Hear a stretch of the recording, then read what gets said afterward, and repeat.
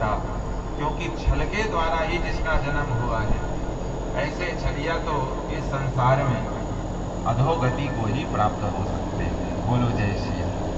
जो छलावे में आकर के, धन के छलावे में आकर के ही जिसका पालन पोषण किया है धुंधली ने, इसलिए धुंधकारी जैसा महान पापी पुत्र आज इस संसार में बड़ा ही कुख्यात होगा।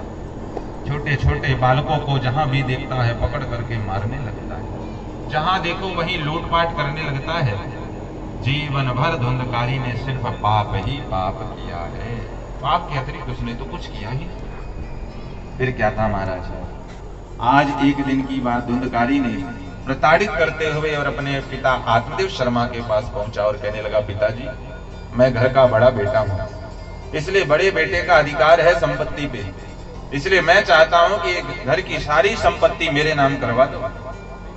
पंडित जी कहने लगे, बेटा घर में जितनी संपत्ति थी वो तो तूने पहले ही ले जा करके लुटाई दी, तूने तो सब जुआ खेल लिया, अब घर में बचा ही क्या है जो मैं तुझे दे दूं।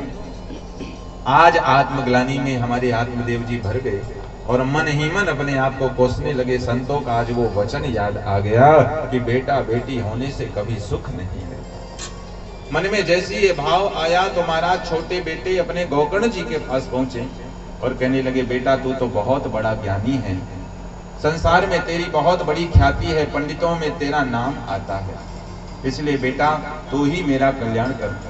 बड़ा बेटा तो धुंधकारी मेरे ऊपर बहुत प्रताड़ना कर रहा है, मेरा तो जीना दुर्भर हो गया है, इसलिए बेटा तू ही बता, मैं इस घर को छोड़ना तो चाहता हूं परंतु घर को छोड़ नहीं पा रहा। मैं बहुत आज जैसे ही निवेदन किया वैसे ही हमारे गोकर्ण जी महाराज ने बड़ी सुंदर बातें करी। कहने लगे, पिताजी इस संसार के समस्त प्राणी, दूसरी है अहमता, ये दो रस्सियां जीव को इस संसार में घर द्वार में बांध करके रखती हैं।